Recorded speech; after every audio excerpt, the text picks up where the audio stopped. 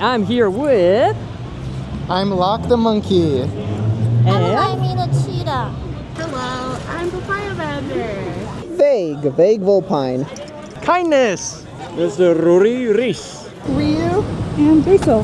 Gebrone. Meadow the Scottish Highland cow. Deigland. And what is your species? I am a golden snubnose. Obviously, I'm not golden. I have the black and white going on. But I was more inspired from like Wukong, like the Chinese legend. I'm really obsessed with Wukong, so I always wanted my species to be monkey. Oh my gosh, that's amazing. Your suit looks awesome. Oh, thank you. And what's your species? I'm a cheetah. So my species of bisona is a panda. Me, Onigan. Fox, North American red fox. I love your colors. They look awesome. Oh my gosh. I love the collar too. It's absolutely amazing. Kitty cat. I am a fox. I'm a water dragon. And I'm a Chinese water deer. I am a Maine Coon. Oh my gosh. But this is a secret. Don't tell anybody. I'm also part Cheshire. I am a Scottish Highland bull, and then I have these little moss and flowers on my ears and the tail and shoulder. This one is a border collie, and it's actually not my suit, it's my friend Blythe's suit. But, alas, here I am. What was your first ever experience with a furry or fursuiter in the fandom? Well, I guess my first experience with furry fandom is when we discovered online through posts that there were some really cool suits, and we just decided to make our own suit at home. So Okay. my first experience with a furry was actually with Limey herself, because she got into furry before me, and that would have to be my first experience. Nice. Yeah. How about you? So I was a huge fan in the My Little Pony fandom at first, and my persona is actually like a transform of my original pony sona.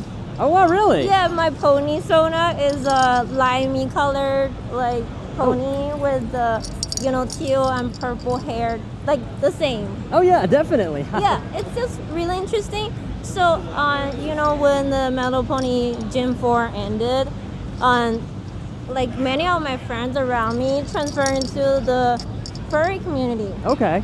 I was really it's interested to see, like, we were all ponies, right? We're all the single color ponies with different color, we're all the different color ponies with different manes. Yeah. But when people transfer into furry version, we're all different. Wow, yeah, I definitely. used to have a pony twin friend with me, because their pony is a mint green pony. Yeah. When I'm limey green. Yeah. So we look like twins. Oh my god. But when they get into the furry community, they became a teal color fox. Oh really? And then I was like a limey color cheetah, so we kind of look completely different. Oh my gosh, I bet. Yeah. That's my first the experience with the furry community, and then as Locke said, we were trying to we're actually trying to commission some makers to make fursuits, and then I was like, why don't I just started to try if I can make it, and actually went really well. Well, yeah, it definitely looks amazing. You look great. Thank Your you. guys' suits are absolutely adorable. I love them so much.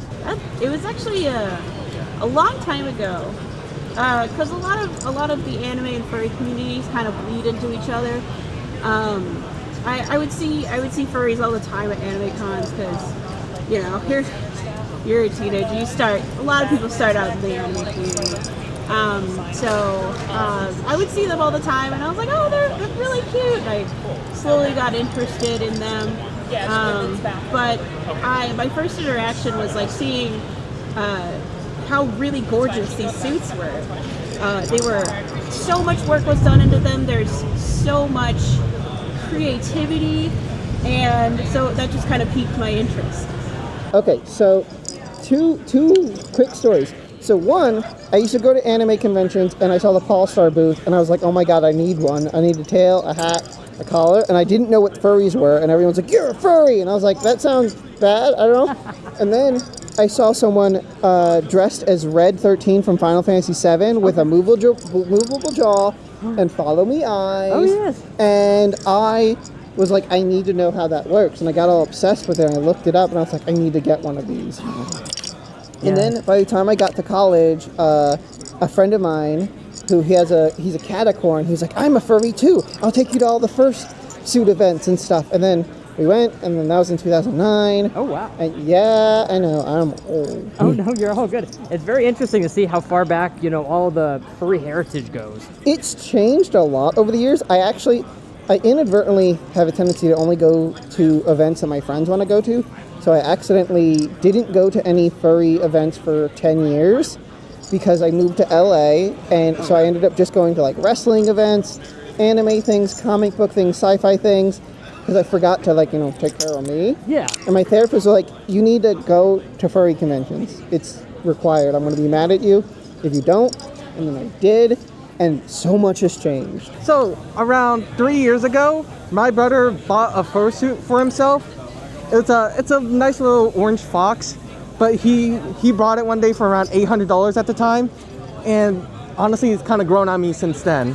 Interacting with fursuiters, I think I kind of joined the furry community after having been a furry for, well, actually I went to a Anthro weekend in Utah, a convention in Utah back in 2023 before I had the fursuit, and dang it, I can't remember exactly. I just remember being so amazed with all the fursuits around, and I kind of wanted to join in, and so I did.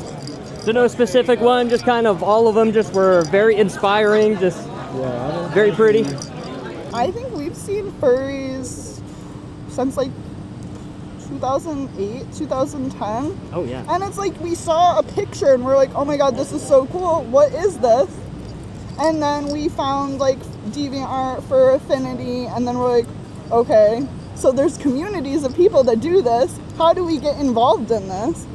Then it's like, let's make our first Sona. Let's develop like our character, our lore. And then it's like, oh my god, there's fursuit makers. We could actually have this in reality. Yeah. And then we're actually we're twin sisters, so. Oh my god. That is so awesome. I did not even know that. That is so cool. Yeah. So like we help each other out, we have fun, and we try to like incorporate our characters. So like we're matching, like today's theme is very like Oriental, very like, because she's a Chinese water deer and I am a water dragon. So it's like, how can we match each other but also be like very unique in our own element? I kind of started with anime, and then I'm kind of like the chat logs, chat boards, and then I started it with like DeviantArt, and then kind of went the Telegram kind of way. I'm less kind of the internet centric, so I gotcha. I met furries kind of more in person. Oh my goodness, that was probably at MFF a long time ago. I would say over 15 years ago. Oh wow. Okay. Yeah, for sure. So I have photos of the first day I became a furry, which was Phoenix Comic-Con 2012. Oh. I was a little kid because I'm 21 now, so you can do the math. I was very young, and I saw them, and I loved cartoon animals and animals in general, so I just fell in love. And so when I got the money, I had to buy this. My first experience with a fursuiter was actually at a bowling meet in Tucson, Arizona in 2018. Oh wow, okay. I had been a furry for about 3 years prior to that, about 2015. But my first time actually seeing fursuits in person, it was at a small bowling meet down in Tucson. Do you have any advice for any new suitors, like for this weather? Well, I would start with saying a fan is a really necessary device to carry on you, at least for starting out. Yeah. I know once you suit more, you can actually build tolerance, sort of like exercising or going to the gym, running a marathon, swimming. It's kind of the same thing, right? Physical activity in a certain lane. Yeah. So I would say when you first get started, do small intervals, like maybe 30 minutes to an hour, bring a fan, drink water before. Basic advice, I know, but that's because it's true. Definitely some good advice. Gotta stay hydrated out there, right? How about you? Do you have any advice for all the new suitors out there trying to make it in this weather? Use headless launch more. Oh, definitely. Yes. Yeah, definitely. And when I first get into this fandom, I didn't understand why. Because in China we just call it fursuit rest room, like resting room. Definitely. But here, I saw it's headless launch, and I was so headless. I was like, what does that mean? That means like you have no clue what's going on. And then later I walked in this headless launch, and I was taking my hat off, and I suddenly realized, okay, this is a headless launch. Yes. Yeah, and we definitely need to use it really frequently. Oh, yes. Like right after this interview. Yes, definitely an important part, right? Yeah. Ooh, yeah. So it's really hot out there. You need to know your limits and definitely have fans in your suit and take lots of breaks. Especially get hydrated, because these suits do not have the best ventilation, and we don't want you going to the hospital. So lots of water. Know your limits. Even if you're starting to feel a little bit tired, just make sure you know and take a break. And even with the fans, sometimes it's not enough. And so I would recommend too, when it gets to a certain heat outside, like especially after 100 degrees Fahrenheit, fans don't work anymore. It's just blowing hot air in you, and it's like being in an air fryer. So, especially with the humidity. I'm from Vegas, and that's a dry heat, and that's still bad. But then when you add humidity on top of it, it's a whole nother demon. So when I started out, know your limits. There's no shame in taking breaks. The stigma of breaking the magic has been long dead. And practice. It sounds silly to practice fursuiting, but do it. Watch a show in your fursuit so you can see how well you can see and you know how hot it can get. Because because I've actually run into a couple of people, they're like, I just got my fursuit today and I'm going to wear it all day. Not me. I'm just like, I'm going to be so excited. I'm like, you need to chill. If you've never worn a fursuit for a couple of hours, the excitement might cover up how much you're about to pass out. Yes. So like, go home, watch a movie, see how you feel, hydrate. Not just water, but electrolytes too. I would say typically drink lots of water, make sure you stay hydrated, make sure you get a fan too. I got this one from Limey. They make super great fans. They also look really nice. Make sure you have a fan in order to stay cool in the heat. It doesn't take much. It doesn't take a lightning to fan. You only really need a $20 fan. This has served me well for a couple of years, actually. It works great. Hydrate. Use the headless zones, and don't be afraid to take your head off, because in this heat you get dehydrated really quick. Do Propel, Liquid IV, anything that keeps those hydrolytes up. And if you need help, ask anyone. The community's kind. Oh yeah, definitely. And always pack light. Dress less. Always. For the weather, sweat. That's gonna save you. You may think it's gross, but it's gonna save you. The Under Armour has been so helpful. I got my fursuit on Tuesday and I practiced a little bit without it, and having the Under Armour has been insanely helpful for me. So that's the main thing. And drink water before you go to the convention. I guess it really depends on the kind of suit that you have. This one's fairly padded, so it makes it even more not great for heat. The best thing you can do is just make sure you stay hydrated. You're going to be losing a lot of water in a full suit like this regardless. So the more hydrated you can stay, the better.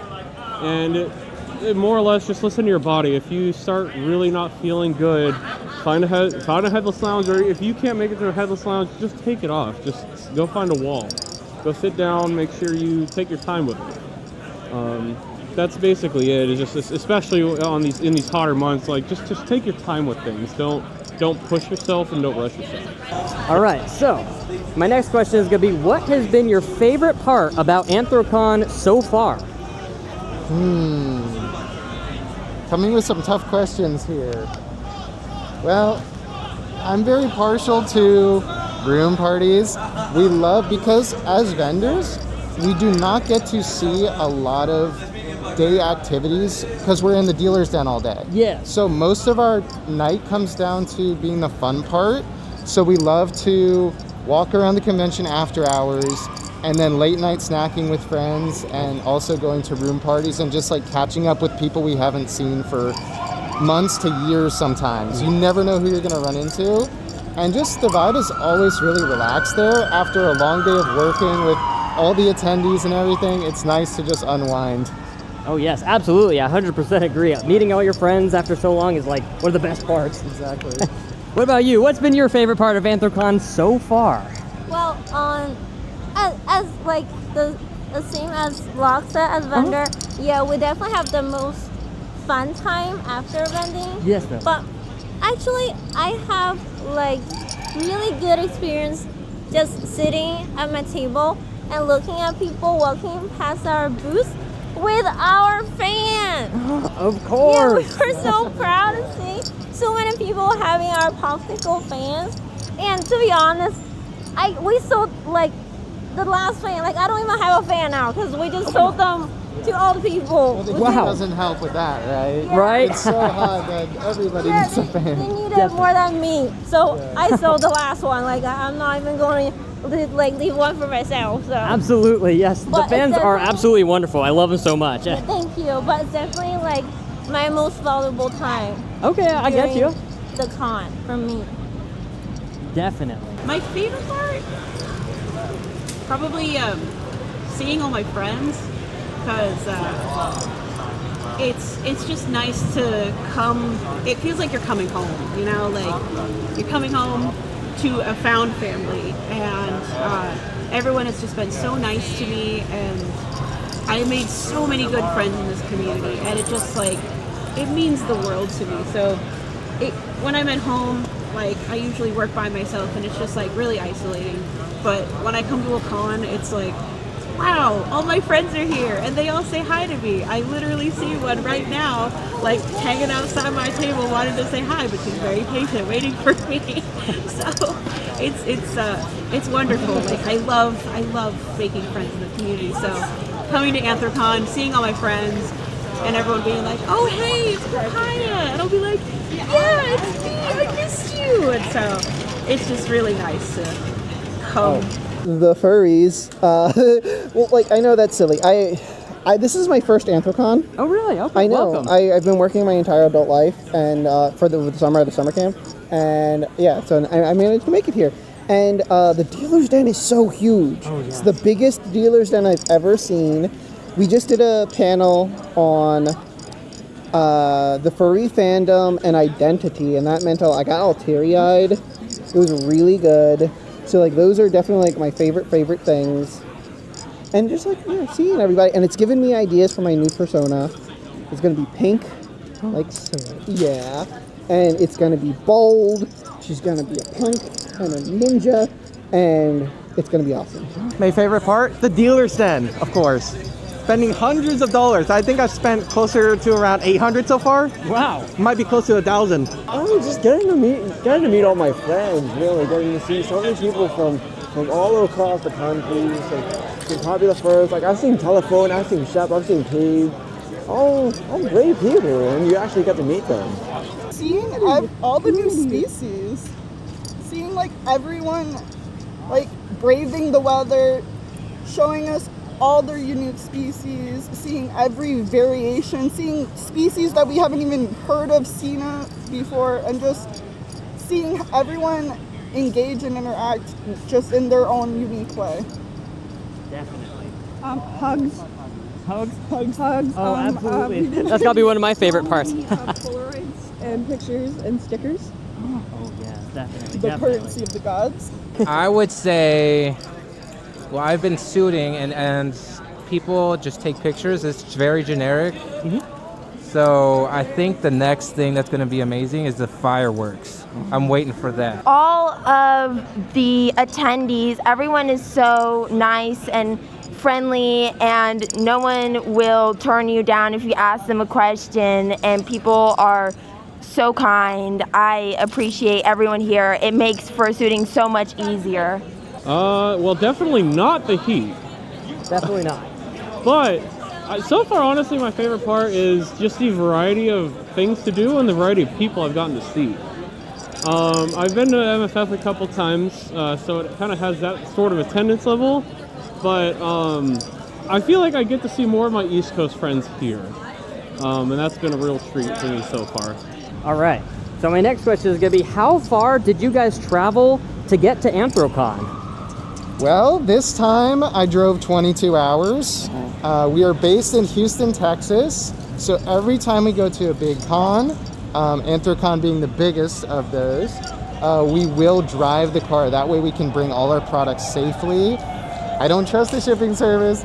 And I also have a lot of heavy objects at our booth. So that includes like the fursuit backpacks and the fans and all those items that if you know us, you know we have at our booth. Yeah. So they're really not feasible to travel with the plane. So 22 hours drive, and that's one way. And on the way back, we're going to be hitting a bunch of states we've never been to, making a road trip, making the best out of an interesting situation with the travel, but it's always a fun time because it's so worth it. Like, just to make it happen, and also to bring our suits. It just makes it so much easier because we can throw it in the back of the cargo van. There you go. Yep. There you go. And how about you? Is it kind of the same thing with the road trip? Is that for the everything? Yeah. Yes, and also I'm a Chinese citizen here. I kind of like traveled to the U.S. from China too, and we are going to travel back to China in October. We kind of like stay half year in the U.S. and in China. So, I mentioned previously, I traveled from Las Vegas. So, we had there was a layover, and so it basically took. Oh man, that layover was rough. Oh my gosh, I can't even imagine. In the morning, so there's a 3-hour time difference too. But the layover and with flying everything, it took all night, and we got here Wednesday morning. I'm from Pikesville, Maryland. Okay. So it was 4.5 hours. It was I think it was 170 something miles. But yeah.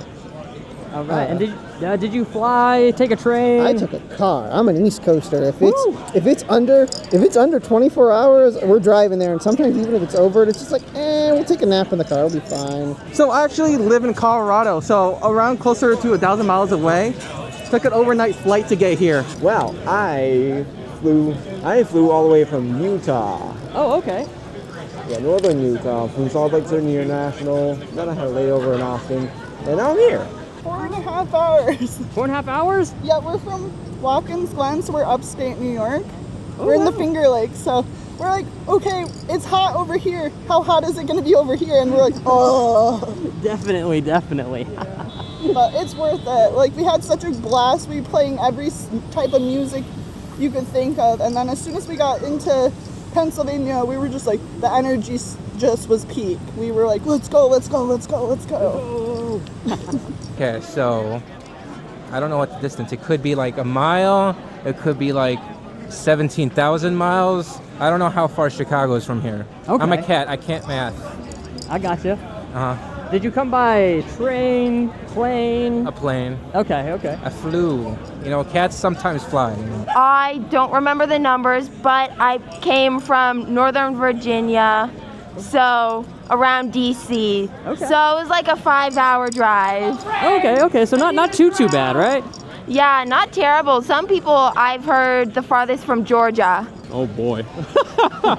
A long ways, because since we did not fly here, we drove here from Denver, Colorado. Pause or Moz? Paw. Pause. Da ist der heiße Wiese. Pause? All right. Yeah. I didn't understand the moz. Oh no, you're I all had to good. explain. It's all good. Like muzzle, right? Yes. Muzzle. Yes, muzzle. Paws, definitely. Yes. I love the puffy beans. I know you have some That's how very I puffy made the beans. bean really puffy. Man, that's a hard one because I like both. They both have their their perks. Because my Sona, Onigan, me, because I'm obviously talking as Onigan, right? Yeah, I'm talking as Onigan. He's got spiky claws, but he also has spiky teeth. It doesn't show it in my plushie, but he has really spiky teeth and really spiky claws, and I think they're just a fun combo. Like, Porque no los dos, and it's like, wow, 2 cakes. There's no better one. They're both amazing. I like the paws. I love the beans. Yes, the beans. Pause. Personality. Personality? Personality. I am a maw girly. I'm a paw person, but I don't have my paw. The twin sisters are on opposite sides. Oh my goodness gracious. I love me some paws. Some paws. Yeah. Paws all the way. I have to say I'm a paws guy. I have the toe ring. Very, very nice. For my first vending question, it's gonna be how long have you guys been vending for? Let's see. Do you want to answer that one? For me, I started vending in China in 2015. Oh wow, okay. Yeah, at the local pony convention. Oh wow, okay, that's awesome. School at that time, right? No, I was in college. Oh, okay. Very, very nice. And All then right. our first convention that we met at actually was BronyCon 2019. Oh really? So for which was the last BronyCon. So for our American experience and basically the start of our art career and business career, it started in 2019, so that'd be 7 years now. That question's always tricky because we want to say vending full time or vending at conventions where I started as a little baby. How about whichever one you want to tell me? I'll listen to both if you want to tell me. I'll tell you both real quick. All right. So I started vending at cons probably when I was like 18. I did something completely different. I've learned a lot since then, but I didn't start doing it full time until like 2021. So, but it's so scary to like jump from doing it part-time to full-time. Anyway, so I had to make the jump from doing it part-time to full-time a couple years ago. That would be like 5 years ago now that I've been doing this full-time. It's really scary because like I'm like, I don't know if this is going to work. I don't know if I'll be able to support myself. Definitely. A lot of it relies on how well I can do and how receptive people are to my products. So I started out completely different. I don't even sell anything close to what I used to make. But it's been interesting to try to read the market to see what's going to be popular. What has been your favorite con to vendor at so far? Anthrocon. Anthrocon? Yeah. What about you? I like Anthrocon and FWA. Oh yes, Anthrocon and FWA. Yeah. Anthrocon has my heart. I always find something amazing at every con. Like for example, Anthrocon is so like cool because it's huge and Pittsburg is a really cool city too. And just the way that the city supports supports Anthrocon. The way the city supports Anthrocon is I've never seen any other city support a furry convention to the level that Pittsburg has. The fact that they like close down all the roads downtown for the parade, the fact that like all of the surrounding businesses at the convention center have special deals for furries, and to the point where I have a friend in Colorado, she's from Pittsburgh originally, she knew about like Anthrocon and furries because of all the things the city was doing, and she loves furries, and she's kind of annoying me, but she was like, oh, you're going to that furry con? That's like my birthday weekend, I love the furries, and I'm like, yo, that's amazing. So just the fact that like even down to the locals love the furries because there's such a stigmatism against furries. It's nice and refreshing to see a city that welcomes you, because I'm so used to going to other cons where they're just like furries are kind of snubbed and everyone thinks you're weird. That's why I like Anthrocon for sure. But it's so hard to choose one con that I love to vend at, because every single one has their own special like flavor and I guess care and personality to it. My last vendor question for you guys is going to be, what inspired you guys to start vending? I'll let you answer. Oh, me? Yeah. Mm-hmm. Yeah, I started vending when I was in the pony fandom. Uh-huh. You know, at that time, it's really popular to make pony plushies. Right? Yeah. Everyone wants a pony plush of their own pony Sona, and they want to, you know, to make the pony plushes of the like official character. Yes. Princess Luna. Like, Oh my god. like Exactly, that. yes. So I started to make plushies and then I gradually to have my own table, like turning this hobby into a job. Oh, So okay. I was really, actually really grateful that I can work at a job that I like. It's really like I feel like really few people can actually have their hobby at a job. So Oh, yeah. I'm really grateful for that. And Absolutely. then that actually helped me like when I during the transition from making plushes Uh-huh. to making fursuits. Oh, wow. Yeah, because you know, fursuits is like a bigger version Yes. plush. The same like process as like you cut the pattern, you sew everything together. So it actually helped with my like later on vending experience. Yeah. So I would say everything started with the Meadow Pony fandom, and I'm just really grateful that I met a bunch of really inspiring artist friends and my partner, of course, who really helped me to, you know, continue this vending career. I was at a point in my life before COVID. I graduated in 2011. I just aged myself. I'm getting old. TikTok, guys. The clock's for everyone. But so ever since I graduated, I didn't really know what I wanted to do after high school. So I just kind of like went through just a pseudo degree. I was like, I don't know, graphic design. Sure, I can make money off of that.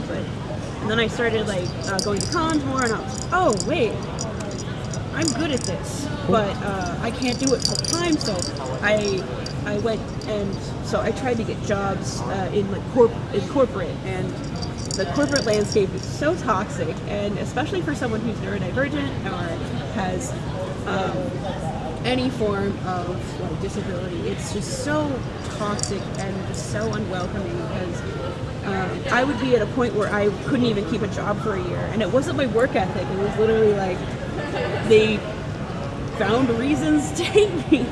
I would even have coworkers just make fun of me and mock me all the time, and man, that's a whole nother story about the previous jobs I've had. But so it was just a struggle. Every year I'd have to find a new job, and it just keeps getting harder to find these new jobs. It's just so depressing. But the only thing that like was consistent in my life was doing conventions. And I remember having a conversation with my parents, and I'm in tears because like my brother, he's like 4-year degree, fancy proudness of the family. He's the pride of the family, you know. And I'm here like I don't know what I want to do. I don't even have a 4-year degree. I have maybe a 2-year degree, and it's not even in anything cool. Like engineering, like my brother. So, but like I'm doing these cons, and I'm in tears telling my mom and dad, I'm like, I know I can do conventions. Like, I know I can do it. It's the only thing I have found that I am actually good at, and I find inspiration from. Like, and I think I can do it. And they took a chance on me. Thank God they took a chance on me, because they were way more supportive of my brother and his endeavors, and they won't admit to that. But they were like, well, you still have to get a 4-year degree, and I'm like, you can't get a 4-year degree in convention vending. You can't get a 4-year degree that means anything in art, because art is subjective, and I'm not going to get onto that debate, but there's so much you can do that you don't need a 4-year degree in, and it's just training in the field. And it's the whole, it's not what you know, it's who you know. And I think just networking and getting to know communities better really, really helps that. And you can't get a degree in that. You have to literally go do it. So I think that's what just forced me into, and I had fun into it. Like, I wouldn't say forced, but it was more like I stumbled forward into it. And it's just been like, wow, I finally found my calling, and I'm really busy all the time, and it's just been, I've been so grateful that it's been so successful. Bonus little extra question. Okay. What inspired you guys to make the fans? I mean, I love these things. Do you want to answer or you want me to answer? You can answer it. Okay, the fans just comes from a sort of like necessity thing, because when we first, we actually made suits before we had our own suits. Okay. So like we're more into the creation side first and foremost than the sort of like design my own character and become my own personality. That came later.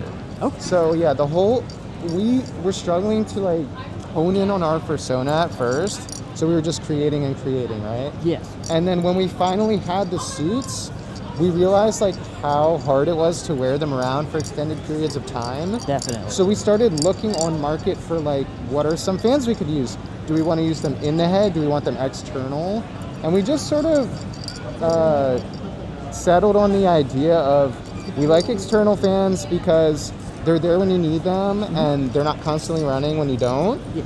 But then how could we make a fan that was like both cool looking, like a prop, it didn't look industrial, and also did a better cooling job than some of like the weaker fans on market? Because we bought fans from Amazon too. There's nothing wrong with that. We love that. And it's definitely a great accessible piece for anyone to get. And I would recommend it if you just started fursuiting. But we wanted to design a product that's both functional and super like swag. So we just sort of like, after getting into 3D modeling, one night we were just like throwing back and forth ideas, and we were like, what if we design a popsicle fursuit fan? So it's a prop and it's functional. And then we reached out to our friends who are better with the technical stuff, like creating circuit boards and whatnot, because we're more of the design side. Yeah. And then from there it just took off. First con they sold out, we haven't looked back since. I know that's a long-winded answer, but oh no, you're like totally fine. story. I was very interested. I was like, how did they come up with this brilliant idea? Because you hit the nail on the head. It's functional, it's versatile, and it looks absolutely. It's just great. I love it so much.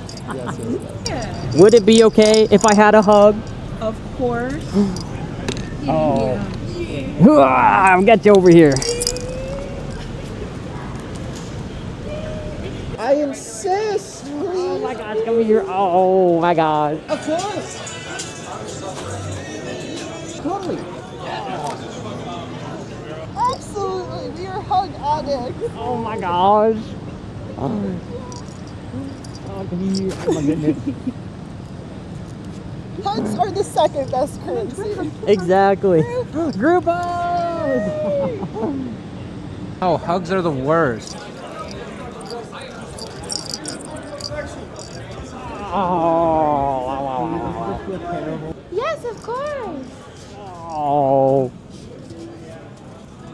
Absolutely. Oh, come here. Absolutely. Oh my God. I've had to go anyway. Thank you so much. Oh my gosh. All right, and that is going to wrap up our Anthrocon 2026. All right, so I'm going to be giving my opinions on the con, and we're going to be running it down for you guys for next year. So, it all started with my flight. My flight was actually pretty pleasant. I flew into Philadelphia, and from Philadelphia, we went from Philadelphia to Pittsburg, and that was our flight. I didn't have any issues with the flights. Everything was pretty good. I got in very nice and early, so no anything issues with the flights. So after that, we ended up getting to the hotel. We stayed at the AC Hotel, right? So the AC Hotel was actually a very nice hotel. The room was a little small, but we made it work for sure. I would definitely recommend this hotel for any of you guys out there. It was only a 5-minute walk from the convention center itself.